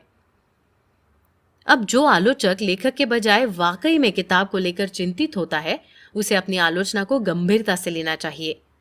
उसके लिए आलोचना का मतलब केवल सहमति या असहमति देना नहीं होता, बल्कि उससे ये भी अपेक्षा की जाती है कि वो अपने विचारों का कारण भी देगा। इस तरह हम अपना 11वां नियम प्राप्त करते हैं, जिसके अनुसार हमें किताब में दिए गए ज्ञान और व्यक्तिगत विचारों में अंतर करना होगा, और इसके साथ ही अपने द्वारा कोई आलोचनात्मक निर्णय दिए जाने पर उसके कारण भी गिनाने होंगे। इसको पढ़ने के बाद जो पहली बात आप कह सकते हैं वो ये है कि मैं ये किताब समझ गया। लेकिन जब आप ये कहना चाहते हो कि आप किताब को नहीं समझ पाए, तब आपको शांति से दोबारा किताब की ओर लौटना चाहिए और उसे गंभीरता से पढ़ना चाहिए। पाठक को किताब में आने वाली समस्याओं को ढूंढना चाहिए, जिससे वो ये बता सके कि उसे ये किताब क्यों समझ नहीं आई। आलोचना करते हुए हमें भी अपनी भावनाओं को किनारे रखकर केवल तर्क के आधार पर बात करनी चाहिए। ऐसा करते समय हमें ये भी ध्यान रखना चाहिए कि हमारे पूर्वाग्रह और मान्यताएं क्या क्या है। क्या हमारी मान्यताएं हमारे द्वारा की गई आलोचना को प्रभावित कर रही है? तीसरी ध्यान रखने लायक बात यह है कि किताब पढ़ते समय हमें लेखक के साथ सहानुभूति होनी चाहिए। किताब पढ़ते हुए हमें लेखक के दृष्टिकोण को भी ध्यान में रखते हुए पढ़ना चाहिए। लेखक से असहमत होने के लिए पहले आपको यह दिखाना होगा कि लेखक 3 स्तरों पर गलत है। आपको बताना होगा कि लेखक या तो जानकारी नहीं रखता है या गलत जानकारी रखता है, या फिर वो गैर जरूरी मुद्दों पर अतार्किक बात कर रहा है। इनमें से कोई एक गलती बताए बिना आप लेखक के साथ असहमत नहीं हो सकते। वही चौथा स्तर बाकी के तीनों स्तर से अलग है। चौथे स्तर की आलोचना में आप कहेंगे कि लेखक ने जो व्याख्या की है वो अधूरी है। ऐसा कहने पर पाठक को यह भी सिद्ध करना होगा कि किताब किस तरह से अधूरी है, वरना ऐसे आरोप तो कोई भी लगा सकता है। तो एनालिटिकल रीडिंग के तीसरे स्टेज पर बात करते हुए हमने बहुत सारी बातें सीखी। इनमें से कुछ बातों को हम यहां दोहराएंगे। हमने देखा कि किस तरह हमें यह पता लगा कि किताब किस बारे में है। हमने किताब की व्याख्या करने के नियमों के बारे में भी जाना। व्याख्या के बाद किताब की आलोचना करने के क्या पैमाने हो सकते हैं उसके बारे में हमने जानकारी ली, और अंत में आलोचना के 4 स्तरों पर भी बात की। जब हम आपको किसी किताब की आलोचना करने के लिए कहते हैं तब हम आपको पढ़ने की जगह लिखने के लिए सलाह नहीं दे रहे होते हैं, बल्कि ये भी पढ़ने का ही एक भाग है। सकारात्मक आलोचना के द्वारा आप किसी किताब को और बेहतर तरीके से समझ सकते हैं। किसी किताब को समझने के लिए केवल उस किताब में दी गई सामग्री ही काफी नहीं होती। उसके अलावा हमें पढ़ाई के कुछ और जरिया आजमाने होते हैं। पुस्तक सारांश के इस भाग में हम उन्हीं कुछ स्रोतों के बारे में चर्चा करेंगे। सबसे पहले हम जिस स्रोत की बात करेंगे वो है किताबों पर की जाने वाली टिप्पणियां और उनके सारांश। किताबों पर की जाने वाली टिप्पणी उस किताब की विषय वस्तु के बारे में हमेशा सच होती है। ऐसे स्रोत के रूप में हम विभिन्न विषयों पर मिलने वाली हैंडबुक का इस्तेमाल कर सकते हैं। लेकिन ऐसी कोई टिप्पणी पढ़ने से पहले ये ध्यान रखें कि आप किताब को पहले ही पढ़ चुके हैं। इसके साथ ही आप रेफरेंस बुक का इस्तेमाल कर सकते हैं। रेफरेंस बुक दो तरीके की होती है, एक होती है डिक्शनरी और दूसरी एनसाइक्लोपीडिया। हमसे पहले के समय में लिखी गई महान किताबों को पढ़ने के लिए हमें डिक्शनरी की जरूरत होती है। जैसे रोमन लोगों ने इलियाड या ओडिसी पढ़ने के लिए ग्रीक डिक्शनरी की सहायता ली थी, ठीक उसी तरह हमें भी शेक्सपियर को पढ़ने के लिए ऐसी ही किसी डिक्शनरी की मदद लेनी पड़ती है। मगर डिक्शनरी का इस्तेमाल करते समय ध्यान रखें कि ये केवल आपको शब्दों का अर्थ नहीं बताती, बल्कि उसके पीछे की ऐतिहासिक पृष्ठभूमि और भाषा के विकास के बारे में भी आपको ज्ञान देती है। इस तरीके से डिक्शनरी का महत्व समझकर ही हम उसे पढ़ेंगे तो उससे ज्यादा फायदा होगा। अब डिक्शनरी के बारे में हमने जो भी कहा वो बहुत हद तक एनसाइक्लोपीडिया पर भी लागू होता है। डिक्शनरी की तरह ही एनसाइक्लोपीडिया भी पढ़ाई को मजेदार बना देती है। वही एनसाइक्लोपीडिया का इस्तेमाल तथ्यों और तारीखों की जांच पड़ताल के लिए भी होता है। एक अच्छा एनसाइक्लोपीडिया तथ्यों के बारे में आपके सारे सवालों के जवाब देता है। यह हमेशा याद रखें कि एनसाइक्लोपीडिया को सही ढंग से इस्तेमाल करने की कला तब विकसित होती है जब आप पढ़ाई के दौरान तथ्यों से संबंधित सही सवाल पूछकर उसकी मदद लेते हैं। ठीक यही काम डिक्शनरी के साथ भी करना होता है, जहां हम केवल सवाल पूछते हैं और उत्तर हमें अपने आप ही मिल जाता है। मगर ध्यान रहे कि एनसाइक्लोपीडिया का इस्तेमाल आप विषय की समझ विकसित करने के लिए नहीं कर सकते। एनसाइक्लोपीडिया में कोई तर्क या आर्ग्यूमेंट नहीं होती। एनसाइक्लोपीडिया में कोई कविता, कहानी या काल्पनिक साहित्य भी नहीं होता। इसलिए हमें समझ विकसित करने के लिए किताबें ही पढ़नी होती है। वही एनसाइक्लोपीडिया या डिक्शनरी केवल उस काम में हमारी मदद करने के लिए होती है। आप एक तरीके से सभी विषयों को नहीं पढ़ सकते। कमोबेश हर विषय को पढ़ने का एक तरीका होता है। वही इतिहास, विज्ञान, गणित जैसे अलग अलग विषयों को पढ़ने की भी अलग अलग पद्धतियां अपनानी पड़ती है। तो हमने पहले जाना कि किताबें मुख्य रूप से दो प्रकार की होती है, एक सिद्धांत प्रकार और दूसरा व्यवहारिक प्रकार। सैद्धांतिक प्रकार की किताबों को भी आप कला और विज्ञान में बांट सकते हैं। ठीक उसी तरह व्यवहारिक किताबों को भी दो प्रकार होते हैं।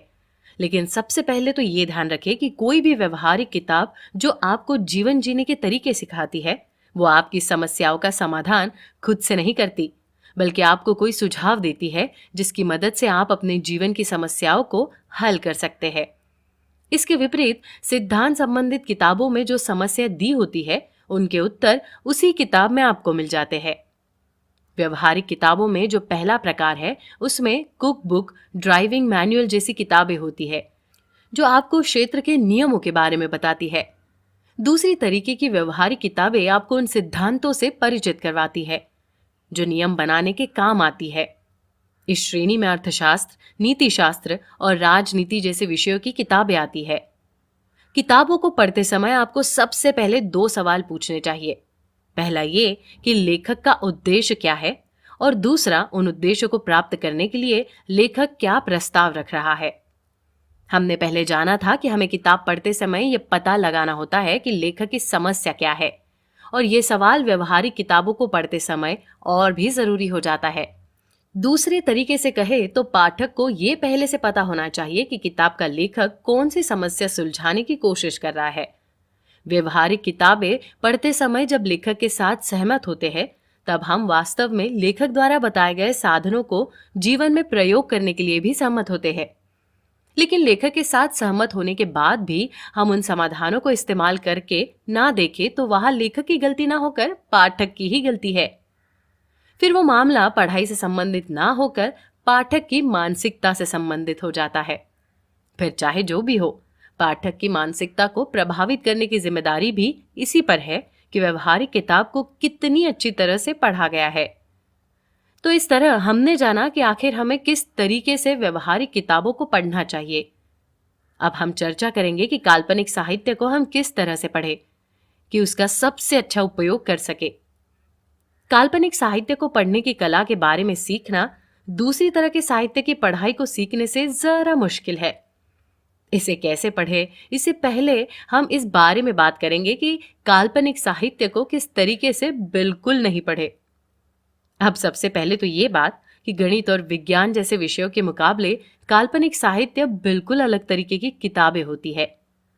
जहां गणित आदि विषय आपको कुछ सिखाने की कोशिश करते हैं, तो वही काल्पनिक साहित्य जीवन के अनुभवों के बारे में बात करते हैं।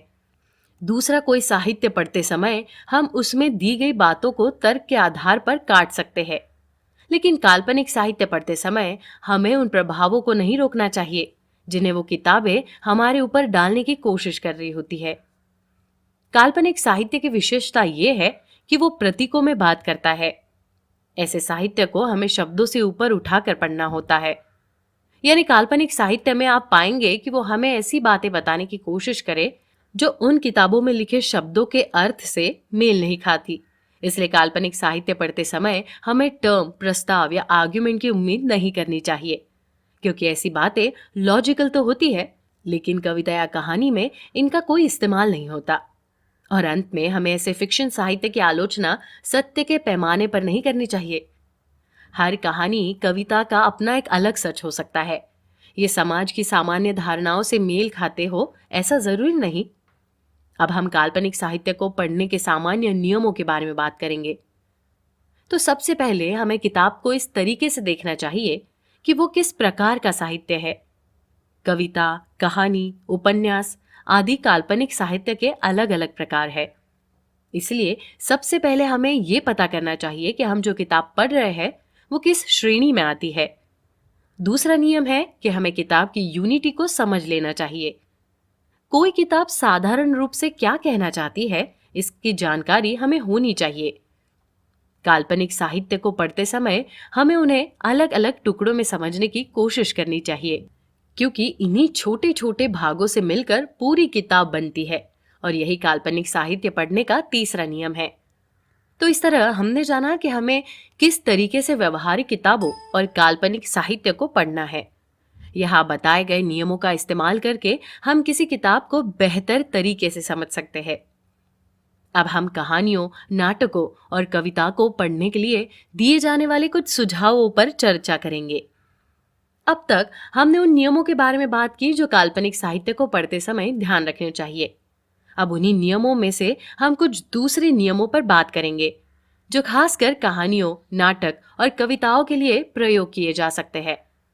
मगर उससे पहले हम इस बारे में बात करते हैं कि कहानियों को किस तरीके से पढ़ा जाना चाहिए। तो कहानियों को हमेशा तेज रफ्तार से और डूब कर पढ़ना चाहिए। सबसे आदर्श स्थिति तो यह है कि किसी कहानी को एक ही बैठक में खत्म किया जाए।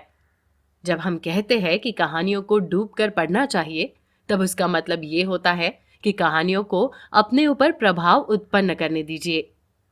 कहानियां, उपन्यास आदि को पढ़ते समय यदि शुरू में स्थिति साफ ना हो और अगर हम बहुत सारे किरदारों को देखकर परेशान होने लगे, तो चिंता करने की कोई बात नहीं होती। जैसे जैसे हम किताब में आगे बढ़ते जाते हैं, वैसे वैसे हम उन किरदारों के साथ भी परिचित होने लगते हैं और कहानी का सारा ताना बाना हमें समझ आने लगता है। शायद दुनिया में सबसे ज्यादा प्रसिद्ध किताबें वैसी किताबें हैं जिन्हें सबसे कम पढ़ा गया है। ये किताबें पश्चिमी दुनिया की महान एपिक कविताएं हैं।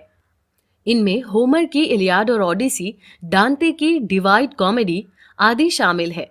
इन किताबों को सबसे कम इसलिए पढ़ा गया है क्योंकि इन्हें पढ़ने का तरीका बहुत कम लोगों को आता है। वही इन्हें पढ़ने के लिए इन पर ध्यान देना, इनसे जुड़ना और अपनी कल्पना शक्ति को बढ़ाना बहुत जरूरी है। इसके साथ ही कविताओं को पढ़ने का पहला नियम ही है, कि हमें उन्हें बिना बीच में रुके पूरा एक साथ पढ़ लेना चाहिए। भले ही आपको ये क्यों ना लगे कि आपको कुछ भी समझ नहीं आ रहा है, तब भी आपको रुकना नहीं चाहिए। किसी भी कविता का सार उसकी पहली पंक्तियां या पहले अंतरे में नहीं होता। कविता को पूरा एक साथ ही समझा जा सकता है। इसके बाद कविताएं पढ़ने का दूसरा नियम है कि एक बार पढ़ने के बाद कविताओं को दोबारा पढ़िए, लेकिन इस बार थोड़ी ऊंची आवाज में। ऊंची आवाज में पढ़ने पर जो शब्द आपको सबसे पहले समझ नहीं आए थे, उन पर आपका ध्यान जाएगा और उन्हें नजरअंदाज करके आप आगे नहीं बढ़ पाएंगे। कोई भी व्यक्ति कविताओं को पढ़ सकता है अगर वो उस पर थोड़ी मेहनत करता है। यहाँ तक कि आप अगर कवि और उसके जीवन के बारे में कुछ जानकारियां जुटा लेते हैं तो वो भी मददगार होंगी। लेकिन अंत में कविता को कई बार पढ़ते रहना ही उसे समझने की चाबी है। महान कविताओं को पढ़ना जिंदगी भर का काम है, जिन्हें एक बार में नहीं किया जा सकता। कविताओं के अलावा किसी नाटक को पढ़ते समय हमें नाटक में बताई गई स्त्रियों के हिसाब से वातावरण को दिमाग में निर्मित करना होता है। इसके लिए जब हम नाटक को पढ़ते हैं तब जो संवाद पढ़े जा रहे हैं उसकी कल्पना दिमाग में इस तरीके से कीजिए जैसे वो मंच पर प्रदर्शित किए जा रहे हो। हम यहाँ इतिहास शब्द का इस्तेमाल नैरेटिव के रूप में लिखे इतिहास के अर्थ में कर रहे हैं, जो आमतौर पर फॉर्मल तरीके से लिखे जाते हैं। ये भूतकाल में हुई घटनाओं और उस समय के हालातों पर रोशनी डालता है। इतिहास में कई बातें ऐसी होती है जिन्हें साबित नहीं किया जा सकता। ऐसा इसलिए क्योंकि एक इतिहासकार लोगों की कही गई जिन बातों को किताब में प्रस्तुत करता है उन्हें सच या झूठ साबित नहीं किया जा सकता। किसी अदालत में उन पर अभियोग नहीं चलाया जा सकता। इसलिए इतिहास अपने आप में एक बहुत जटिल विषय है। इतिहास एक ऐसा विषय है जो विज्ञान और फिक्शन के बीच में कहीं आता है, मगर बहुत हद तक वो विज्ञान की बजाय फिक्शन के करीब होता है। एक ही विषय के इतिहास पर कई विद्वानों के अलग अलग मत होते हैं। इसलिए हमें केवल इतिहास के एक ही स्रोत पर निर्भर न रहकर बहुत सारे और भी स्रोत पढ़ने चाहिए, ताकि उस विषय के इतिहास पर हमारी एक समझ बन सके। यही इतिहास पढ़ने का पहला नियम भी है। जब आप इतिहास पढ़ रहे हो तो उससे केवल यही मत सीखिए कि इतिहास में किसी एक विशेष समय में क्या क्या हुआ है, बल्कि उसके साथ ये भी सीखिए कि मनुष्य हर तरह के समय और स्थान में किस तरीके से बर्ताव करता आया है। इतिहास को पूरी तरह समझने के बाद ही हम उसकी आलोचना कर सकते हैं, क्योंकि इतिहास की आलोचना व्यक्ति अपने अनुभव के आधार पर भी कर सकता है। जैसे कोई इतिहासकार किसी व्यक्ति के बारे में कोई बात कहे और आप अपने अनुभव से जानते हो कि वो व्यक्ति ऐसा नहीं हो सकता, जो आप उससे असहमत हो सकते हो। वही इतिहास समाज को जिस तरीके से प्रभावित करता है उतना दर्शनास्त्र या कविताएं प्रभावित नहीं करती। लेकिन इतिहास को बाकी विषयों के मामले में उतना ही कम पढ़ा जाता है। इस कारण संसार धीरे धीरे घातक होता जा रहा है। ऐसी स्थिति में इतिहास को बेहतर तरीके से पढ़ना फायदे का सौदा है। इतिहास का एक महत्वपूर्ण भाग जीवनी और आत्मकथा भी है। एक जीवनी किसी व्यक्ति के बारे में लिखी गई सच्ची कहानी होती है और आत्मकथा उस किताब को कहेंगे जो कोई व्यक्ति अपने जीवन के बारे में खुद लिखता है।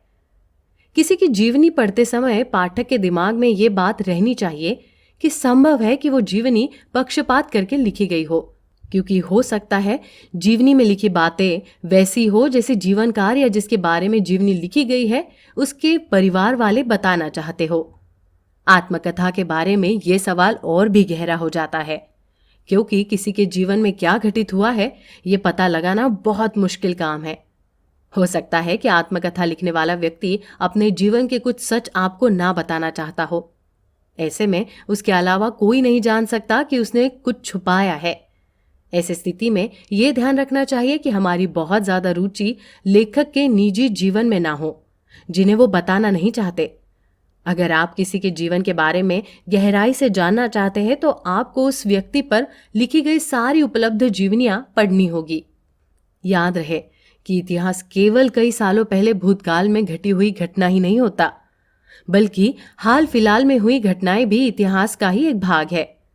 अखबार, मैगजीन और समकालीन मुद्दों पर लिखी जाने वाली किताबें ऐसे इतिहास का मुख्य स्रोत है। इन्हें पढ़ते वक्त भी हमें वैसे ही सावधानी रखनी चाहिए जैसे हम इतिहास की किताबें पढ़ते वक्त रखते हैं।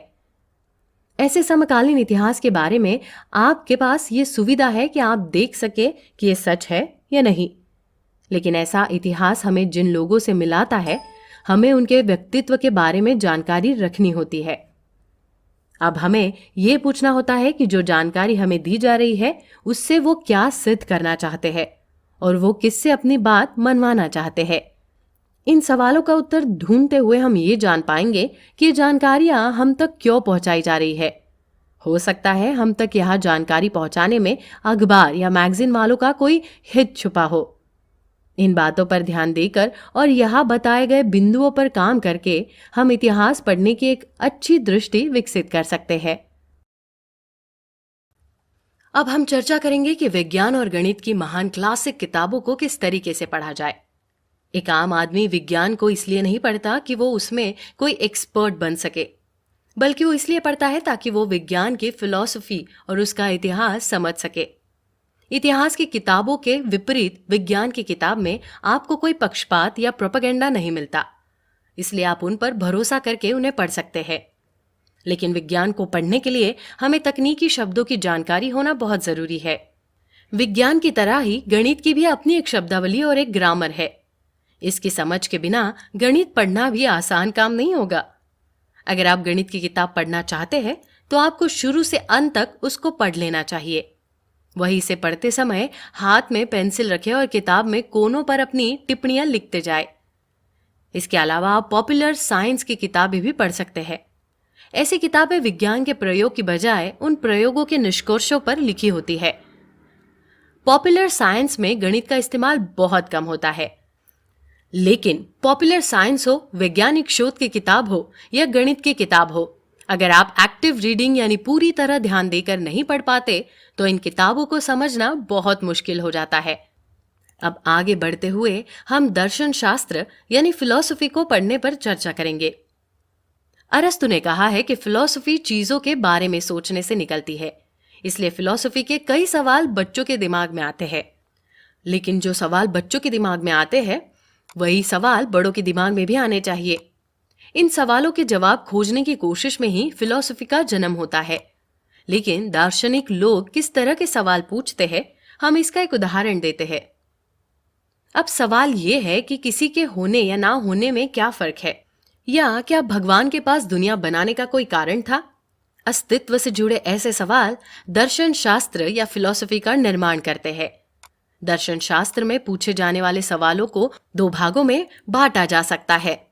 पहला सवाल किसी चीज के होने या बनने से संबंधित होता है और दूसरा सवाल किसी घटना के होने से संबंधित होता है। दूसरी तरह के जो सवाल है वो अच्छे या बुरे का निर्णय करने वाले सवाल है, और यही खासियत दर्शन शास्त्र को बाकी विषयों से अलग करती है। जैसे आप किसी ड्राइवर मैनुअल में ये नहीं पढ़ सकते हैं कि अच्छा ड्राइवर कैसे बने, वो आपको सिर्फ ड्राइवर बनना सिखाएगी। अब तक इतना समझ ही आ चुका है कि दर्शन शास्त्र पढ़ते समय सबसे जरूरी बात होती है वह पूछे गए उनके सवाल और उनके जवाब खोजने की कोशिश। महान दार्शनिकों पर आप ये आरोप नहीं लगा सकते कि उन्होंने किसी बात को छिपाने की कोशिश की है या अपने काम में ईमानदारी नहीं दिखाई। दरअसल बाकी किसी भी लेखक के बजाय दार्शनिक लेखक चीजों को अधिक ईमानदारी से प्रस्तुत करते हैं। किसी दार्शनिक किताब को पढ़ते समय आपको उस किताब का एक कंट्रोलिंग सिद्धांत खोजना होता है। उसी सिद्धांत पर लेखक का सारा दर्शन आधारित होता है। वही उस कंट्रोलिंग सिद्धांत को खोजने का कोई निश्चित तरीका नहीं है। सालों के अभ्यास के बाद किसी में ये योग्यता आती है कि वो कोई दार्शनिक किताब पढ़कर उसका कंट्रोलिंग सिद्धांत पहचान सके। अब ये काम मुश्किल होते हुए भी हम आपको ये सलाह नहीं देंगे कि आप किसी तरीके का शॉर्टकट अपनाएं, क्योंकि किसी और की लिखी कमेंट्री से बेहतर है कि आप खुद दार्शनिक की किताबें पढ़ें और उस पर मेहनत करें। विज्ञान की तरह ही दर्शन शास्त्र की भी अपनी शब्दावली होती है। ऐसे कई विशेष शब्द होते हैं जो केवल दर्शन शास्त्र में ही काम आते हैं। तो एक अच्छे पाठक से ये उम्मीद की जाती है कि वो इन शब्दों पर ध्यान देते हुए किताब को पढ़ेगा। वही दर्शन शास्त्र को पढ़ने में आपका मुख्य काम होता है दार्शनिक के सिद्धांतों को पहचानना। उन सिद्धांतों तक पहुंचने के लिए वो जो मान्यताएं देता है उन्हें आपको स्वीकार कर लेना चाहिए, भले ही आप उनसे सहमत ना हो। क्योंकि उन मान्यताओं से आपको बहुत ज्यादा मतलब नहीं होता है। उल्टा आपको तो उन मान्यताओं के सहारे उस दार्शनिक के मुख्य सिद्धांतों तक पहुंचना है। दर्शन शास्त्र के अंतर्गत कई बार धर्म से संबंधित किताबें भी पढ़ी जाती है। उनको पढ़ने में बहुत मुश्किल आ सकती है अगर आपके विचार धर्म को लेकर कुछ अलग है, लेकिन ये किताबें बहुत जरूरी होती है। उदाहरण के लिए बाइबल धर्म की किताब होने के बावजूद इस किताब पर यूरोप में बहुत बात हुई है और इसे बहुत ज्यादा पढ़ा भी गया है। वही हमने पहले ही बताया कि दार्शनिक किताबों को पढ़ते समय हमें मान्यताओं से सहमत ना होते हुए भी उस किताब के साथ साथ चलना चाहिए। इस तरह पढ़कर हम दर्शन शास्त्र की किताबों में मूल सिद्धांतों को और उनके द्वारा दिए जाने वाले जवाबों को खोज सकते हैं। आगे हम सामाजिक विज्ञान को कैसे पढ़े इसकी जानकारी लेंगे। सामाजिक विज्ञान के अंदर हम अर्थशास्त्र, राजनीति और समाजशास्त्र जैसे विषय पढ़ते हैं, लेकिन इन विषयों को उच्च शिक्षा में सामाजिक विज्ञान से अलग करके पढ़ा जाता है, क्योंकि इन दूसरे विषयों को पढ़कर विद्यार्थियों को प्रोफेशनल काम के लिए तैयार किया जाना होता है, जबकि सामाजिक विज्ञान व्यक्ति के अंदर मानव समाज के बारे में एक समझ विकसित करना होता है। सामाजिक विज्ञान के साहित्य को पढ़ने से पहले हम ये समझ ले कि सामाजिक विज्ञान में कई विषय आते हैं, यानी इसे पढ़ने के लिए एक ही विषय पर कई किताबें जरूर होती है और हर किताब को एनालिटिकल रीडिंग करते हुए पढ़ना होता है, जिसकी चर्चा हमने पहले के भागों में की है। किसी और विषय की किताब के बारे में यह उत्तर देना आसान है कि वो किस बारे में है, लेकिन सामाजिक विज्ञान इतना जटिल विषय है कि किताब किस बारे में है इसका एक निश्चित उत्तर देना मुश्किल काम है। इसका एक कारण ये भी है कि सामाजिक विज्ञान के क्षेत्र में और भी कई क्षेत्र शामिल हो जाते हैं। वही दर्शन शास्त्र या इतिहास के विषय में कुछ किताबें आधिकारिक होती है, जिन्हें पढ़कर एक विषय की पूरी समझ बनाई जा सकती है। लेकिन सामाजिक विज्ञान इस मामले में विपरीत काम करता है। यहाँ किसी एक आधिकारिक किताब को पढ़ने की बजाय एक ही विषय पर कई किताबें पढ़नी होंगी। इस तरह इस पुस्तक पर चर्चा के क्रम में हमने अलग अलग विषयों को पढ़ने के उपायों के बारे में बात की। यहाँ बताए गए तरीकों को अपनाकर अलग अलग विषयों को बढ़िया ढंग से पढ़कर समझा जा सकता है। अब तक हमने analytical reading, inspectional reading, interpretive reading जैसे पढ़ाई के 3 स्तरों की बात की है। इन सभी स्तरों से ऊपर चौथा स्तर सिंटॉपिकल रीडिंग का है। सिंटॉपिकल रीडिंग में बाकी सभी प्रकार के स्तरों की विशेषताएं भी शामिल हो जाती है। अब हम सिंटॉपिकल रीडिंग किस तरह से होती है और उसकी क्या क्या विशेषताएं हैं इस पर चर्चा करेंगे। तो सिंटॉपिकल रीडिंग 2 स्तरों पर होती है। पहला स्तर पढ़ाई की तैयारी का है और दूसरा सिंटॉपिकल रीडिंग करने का। पहले स्तर की तैयारी करने के लिए आपको सबसे पहले जो विषय पढ़ना है उस पर किताबों की एक सूची तैयार करनी होगी। उस सूची में से आपको तय करना है कि कौन सी किताबें आपके विषय में सबसे ज्यादा जरूरी है। अब आगे जो किताबें हमने सुनी है उनकी हम सिंटॉपिकल रीडिंग करेंगे। अब तक की पढ़ाई में हमने हमारी निजी प्राथमिकता और समस्याओं को पीछे रखकर पूरी किताब पर ध्यान दिया, लेकिन सिंटॉपिकल रीडिंग में हम और हमारी समस्याएं पढ़ाई की प्राथमिकता बन जाती है। यहाँ हम किताब में वो भाग खोजते हैं जो हमारे लिए सबसे ज्यादा जरूरी होने के साथ साथ हमसे जुड़ा हुआ है। अब तक की हमारी पढ़ाई में हम लेखक के साथ एग्रीमेंट में आते थे और उसकी कई बातों को हम समझने की कोशिश करते थे। उसके द्वारा इस्तेमाल किए गए विशेष शब्दों, टर्म आदि को ढूंढते और समझते थे। लेकिन अब सिंटॉपिकल रीडिंग में हम खुद अपने विशेष शब्द, हमारी अपनी टर्म का इस्तेमाल करेंगे। अब हम लेखक के अनुसार अपने आप को बदलने की जगह हमारी समझ के अनुसार लेखक को बदलने की कोशिश करेंगे। इसी तरह जहां अब तक हम लेखक द्वारा किताब में दिए गए प्रस्तावों को स्वीकार करते थे, वही अब हम किताब पढ़ने के बाद अपनी ओर से प्रस्ताव रखेंगे। ये काम पाठक के मन में आने वाले सवालों को सामने रखने से होता है, जिनमें से हर एक का उत्तर लेखक को देना है। इतना सब करने के बाद अब पाठक का काम है कि वो जो निष्कर्ष निकल कर आए हैं उनको एनालाइज या उन पर चिंतन करे। ऐसा करने पर उसी विषय पर नया काम करने का आधार तैयार होने लगता है और इससे ही पाठक के मन में उस विषय पर नए विचार पैदा होने लगते हैं। किताबों को पढ़ने के बाद उनसे हम कुछ प्रोडक्टिव चीज प्राप्त करें। यही हमारा उन किताबों को पढ़ने का उद्देश्य होता है। किताबों से केवल जानकारी लेना या एक समझ विकसित करना काफी नहीं है। हमारा उद्देश्य होना चाहिए कि किताबों को इस ढंग से पढ़ा जाए कि उन्हें पढ़ने के बाद हम अपने स्वतंत्र विचार दे सके। आपको ऐसे लोग भी मिलेंगे जो कह सकते हैं कि सिंटॉपिकल रीडिंग असंभव काम है। उनके अनुसार पाठक अपनी खुद की शब्दावली का इस्तेमाल करे, ये गलत है। लेकिन हम यहाँ ऐसी बातों से सहमत नहीं होते हैं। एक विचार को अनुवाद करके अलग अलग भाषाओं में लिखा जा सकता है। ऐसे में हर भाषा में लेखक अपनी खुद की शब्दावली ही इस्तेमाल करता है। फिर ऐसे ही तरीके का पाठक किताब पढ़ते समय क्यों ना इस्तेमाल करे? ये काम मुश्किल जरूर हो सकता है, लेकिन इसे असंभव कहना बिल्कुल सही नहीं होगा। सिंटॉपिकल रीडिंग के आलोचक कहते हैं कि प्रत्येक लेखक का एक तरीका और एक स्टाइल होता है और उसकी किताब को उसी तरीके से पढ़ा जाना चाहिए। हम इस आलोचना से भी असहमत है। अब इस बात को एक उदाहरण से समझिए। आप किसी को पूछे कि बाहर निकलने का रास्ता कहाँ है और वो आपको बताए कि कॉरिडोर बी से आप बाहर निकल सकते हैं। अब अपना ये उत्तर चाहे वो गुस्से की टोन में दे, तब भी आप उसकी बात का मतलब समझ जाएंगे। इसी तरह एक सिंटॉपिकल रीडर भी लेखक की बात को समझना चाहता है और वहां लेखक की स्टाइल और उसका तरीका महत्वपूर्ण नहीं है। इस तरह सिंटॉपिकल रीडिंग न सिर्फ संभव है बल्कि पढ़ाई का एक बेहतरीन तरीका भी है। इस पुस्तक सारांश के दौरान हमने वो उद्देश्य प्राप्त कर लिया है जिसकी शुरुआत हमने इस पुस्तक के आरंभ में की थी। हमने जाना कि एक्टिव रीडिंग ही अच्छी रीडिंग है। मनुष्य के दिमाग की एक विचित्र विशेषता है। ये विशेषता मनुष्य के दिमाग को उसके बाकी शरीर के मुकाबले अलग दिखाती है, क्योंकि मनुष्य का शरीर एक सीमा के बाद विकास करना बंद कर देता है, लेकिन दिमाग के विकास पर किसी उम्र का कोई प्रभाव नहीं होता। शरीर जब आगे बढ़ना बंद कर दे तब भी मनुष्य का दिमाग और विकसित होने की संभावनाएं खुली रखता है। यही बात हम होमोसेपियंस यानी मनुष्य को बाकी पशुओं से अलग भी करती है। लेकिन यह विशेषता वरदान होने के साथ साथ एक शाप भी बन सकती है। अगर दिमाग का इस्तेमाल न किया जाए तो शरीर की मांसपेशियों की तरह ही ये भी काम करना बंद कर सकता है। इसलिए लगातार दिमाग की कसरत करते रहना बहुत जरूरी है।